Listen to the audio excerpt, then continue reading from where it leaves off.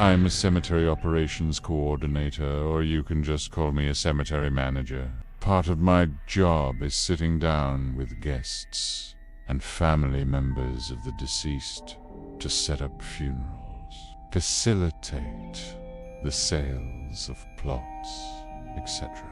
A 30-something-year-old man named Antonio, a very spiritual man, once sat down with me to purchase a plot for his sick father who was in hospice care. Antonio was a Hispanic man with a very thick accent, and I saw in his eyes he was a very caring man. He showed me pictures of his father, who also looks like a very sweet man, much too young to be taken away from his family. But, unfortunately, the man's time came that same week, and Antonio arranged for his father's funeral service at the cemetery.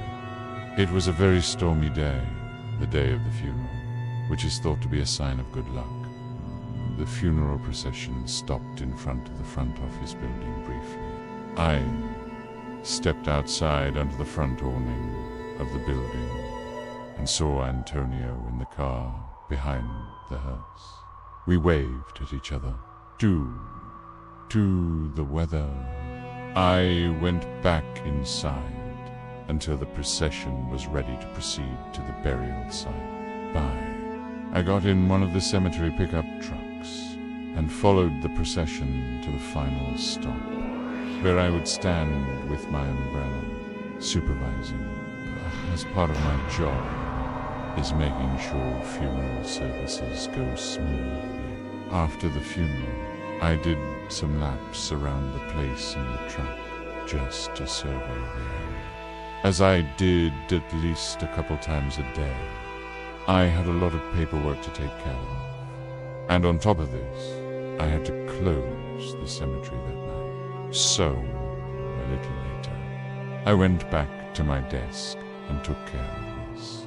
The cemetery closes at 5:30, so as soon as it started to get dark, I drove around the place one more time to ensure all visitors had left, then drove over to the front gate to shut it. It was a relatively warm, early March. The days were still on the shorter side, so by closing time on a normal day, it would already be getting darker, but on this stormy ass day, it already felt like it was nighttime.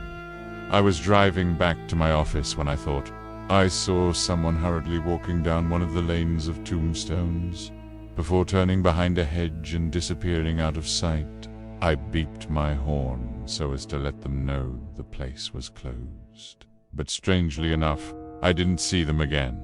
I grabbed my umbrella and ran out into the rain in that direction. I turned beyond the hedge. He turned it and looked down this long row of tombstones on one side and hedges on the other. I didn't see anyone.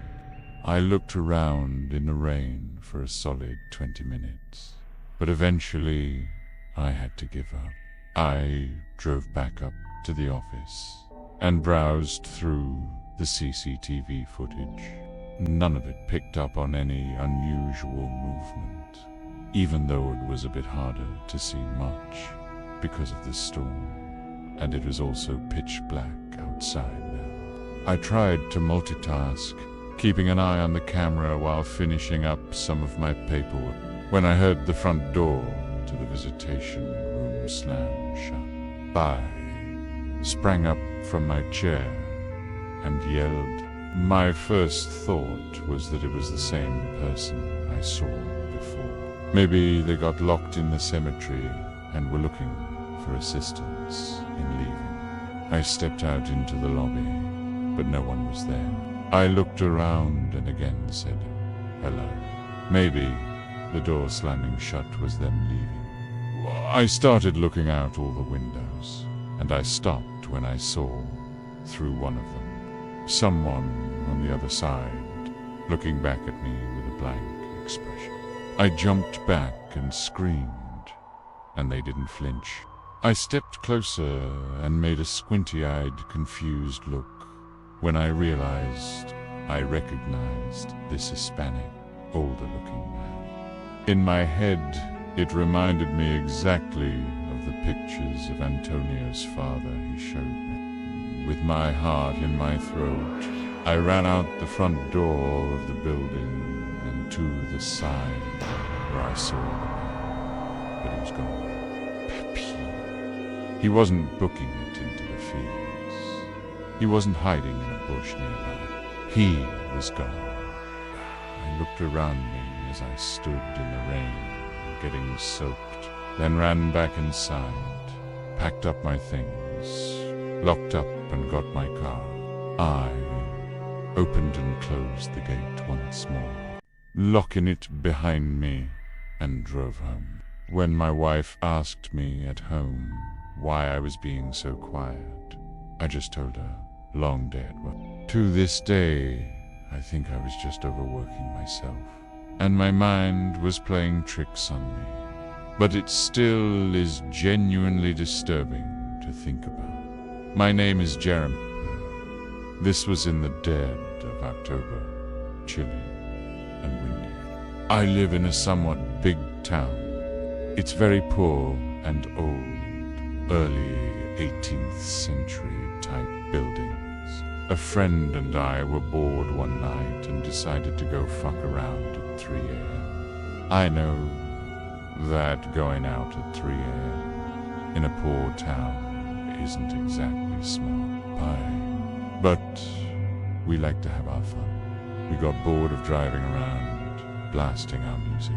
We're both very big metalheads, and at that point, we had our own band. So, we decided it would be interesting and cool to walk around a cemetery in the town behind the old town square. There's a massive cemetery. It's divided by 2 sides of a highway, both sides taking up about 20 acres of land. As I said, it's massive. We decided to check out the older part of the cemetery. This part is completely separated from the rest of the newer cemetery with an old iron fence and gate. We get to walking around and checking out the cemetery, trying to read the old moss-covered graves, taking pictures, being a little bit disrespectful, I know. But these were graves from at least a century ago, so there was no one living that would be upset by it. And I'm sure the people in the graves didn't mind too much. After about an hour of checking it out, we sit down next to a giant pecan tree in the middle of the old cemetery. That's when we hear this little girl laughing. It was really close to us. At first, I assumed maybe it was a toy left on a child's grave or something like that. I'm not one to scare easily, so I just figured it's motion activated or something like that. We are not at all easy to scare. So we both sort of laugh, pointing out that it's creepy, and just keep talking and enjoying the ambient. Then, as in all stories like this, I get the feeling of something or someone watching me. Once again, I just figured that I was letting the entire thing get into my head. Then, my friend says he thinks he sees someone in the shadows of a small wooded area right next to the cemetery, of which we were really close. At this point, we're both a little creeped out and decide to get up and leave. And that noise, the exact same noise, played again when we hear leaves crunching underneath the feet of someone. That's when we booked it. We ran down the hill leading to the old part of the cemetery, down where my car was parked. I've never ran that fast in my life. It sounded like that laughing noise was following it. At that point, we both sort of just went into full fight-or-flight mode. At that point, going as fast as we could without thinking. The noises behind us stopped as we got to my car. I started my car and put it in drive, pulling out into the highway without looking. Luckily, no one hit us. we get down the road to the only gas station that is opened at this time of night to check in the back of my car.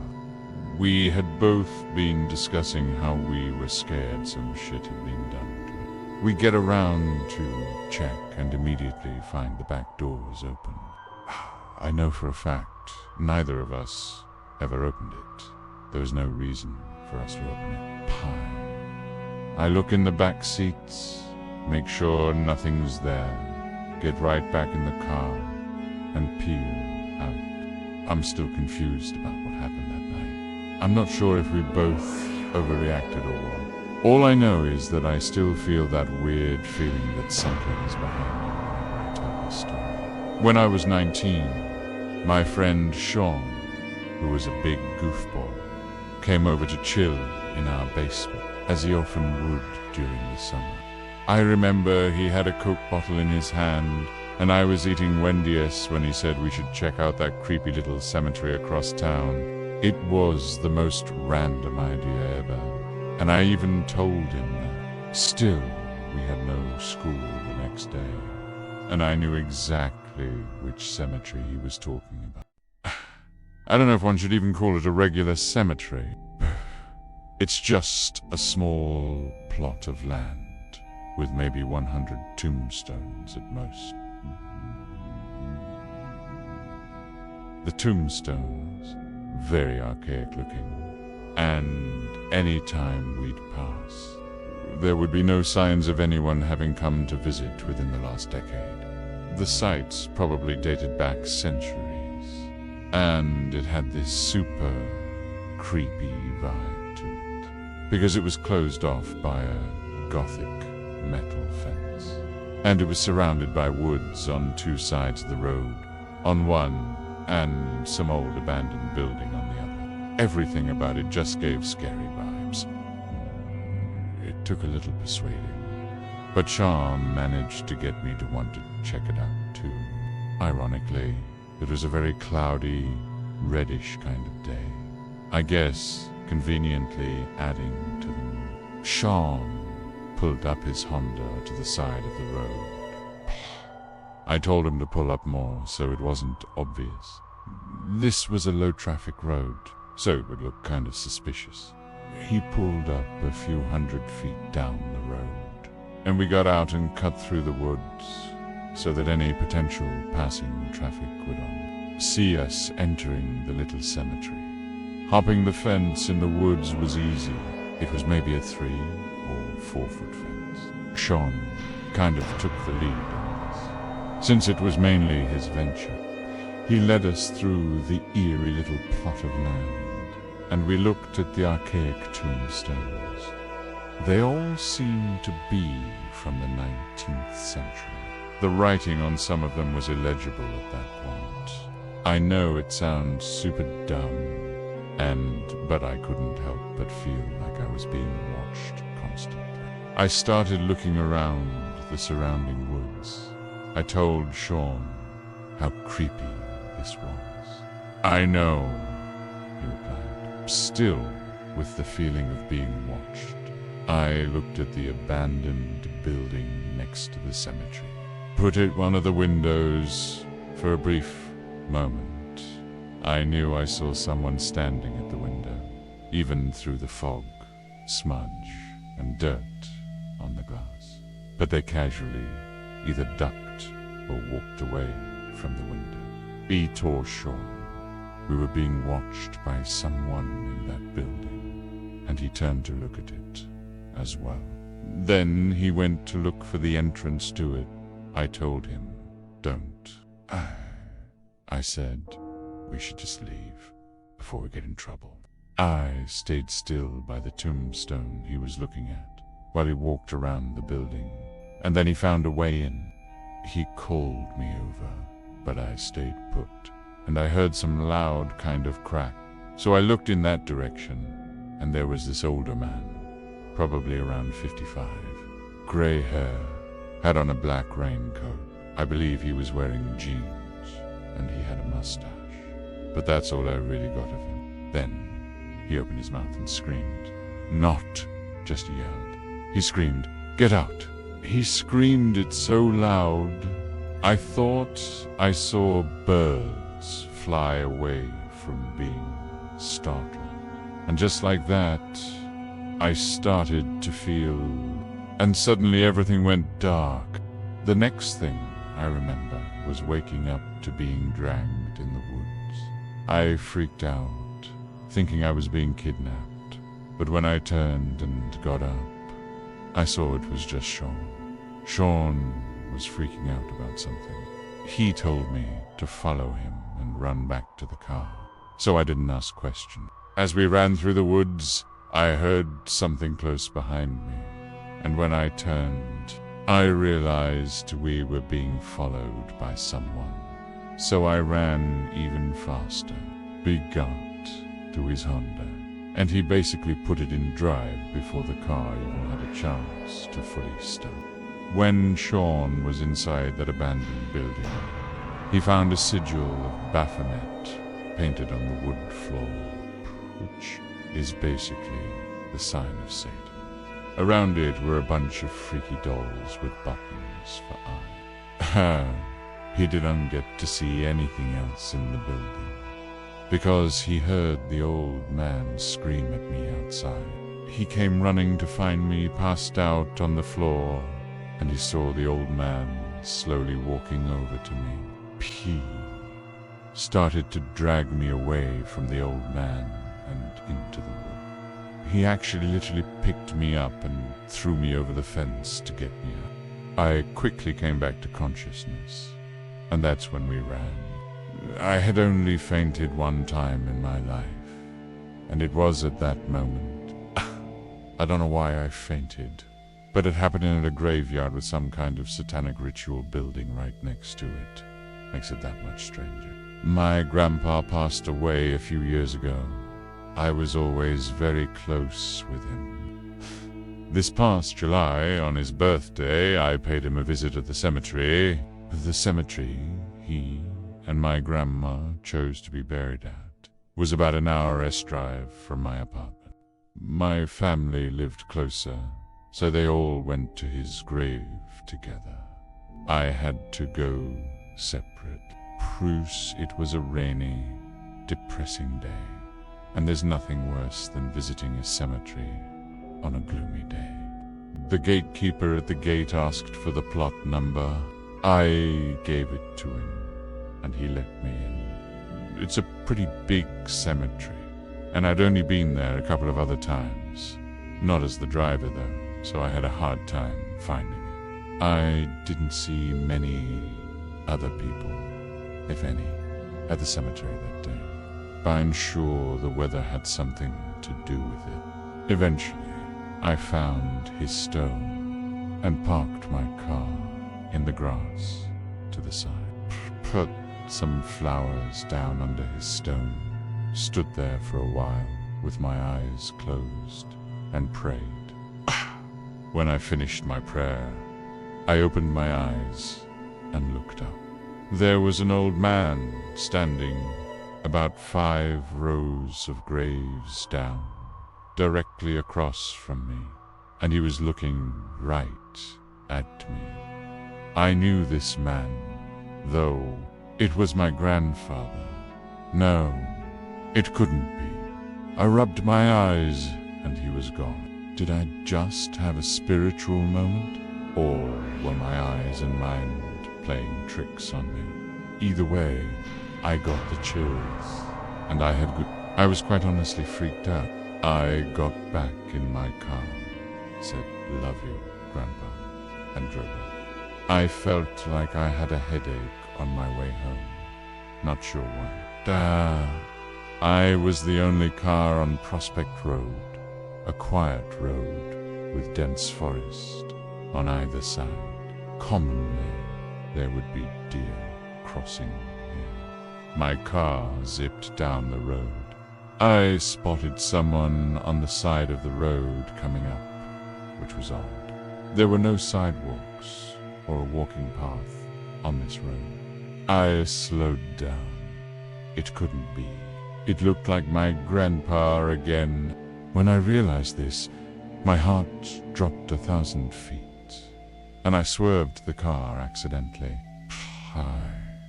I desperately tried to regain control and come to a stop.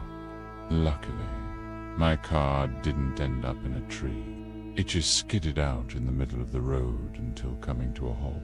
I immediately looked back to where I saw him, and I saw a deer on the side of the road looking at my car. My heart was literally racing. I was terrified.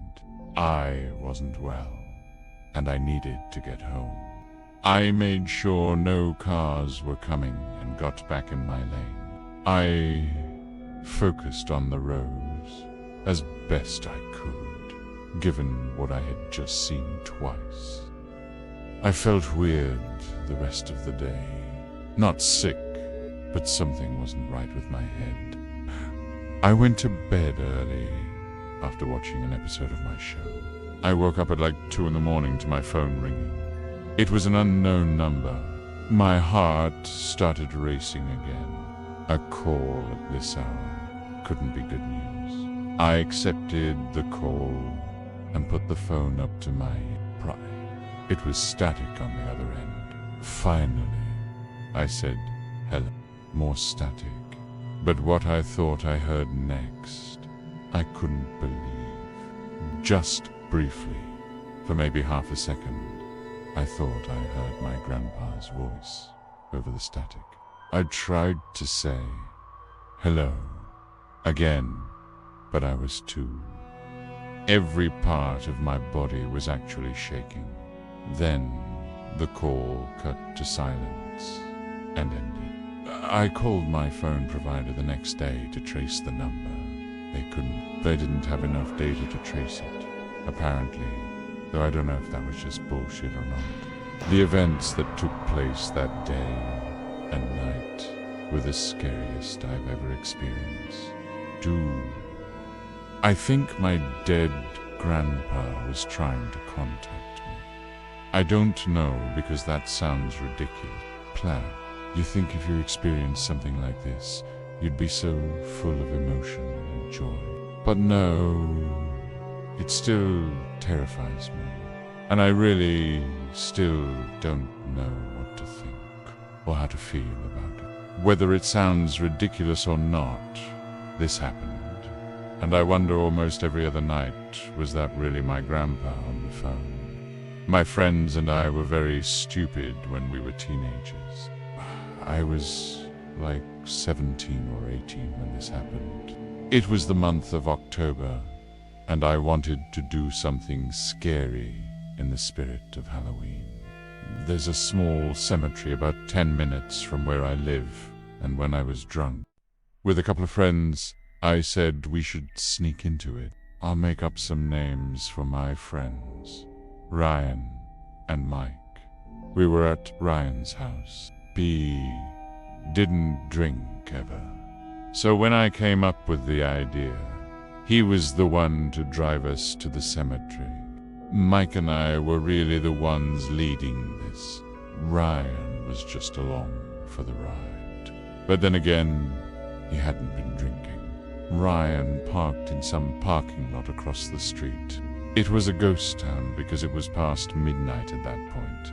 We made sure no one was around to see us as we hopped the fence into the cemetery. It wasn't exactly pitch black out, but it was slightly hard to see more than 10 feet in front of it. So we were all using our iPhone flashlights. There didn't appear to be any night security in the cemetery, so we kind of dispersed from each other.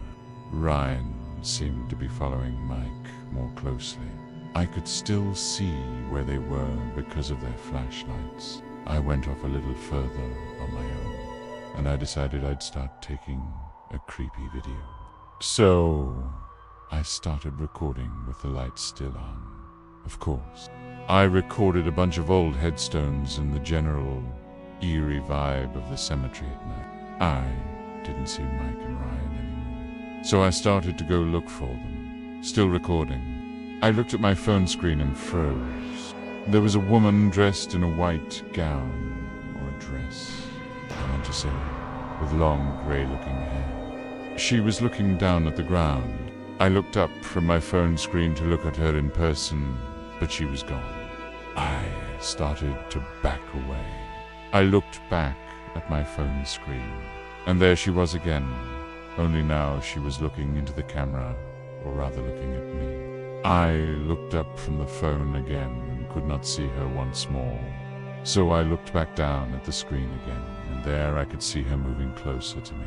I started to scream for Mike and Ryan as I sprinted away from that spot. I couldn't see their lights anywhere. They weren't answering my screams. I had a feeling they were going to try to scare me, so I ran back for the fence of the cemetery to hop it and get out. I made it to Ryan's car and texted the two of them, saying they need to get out of the cemetery now. They met me at the car minutes later. We all sat in the car, and I showed them the video. They had the same horrified looks on their faces. Now that I was actually watching the whole video, I could see the moment the woman slowly lifted her head from looking at the ground to looking at me. And then she started to move towards me. We could only see her moving for like a second or two before I started screaming in the video and running away.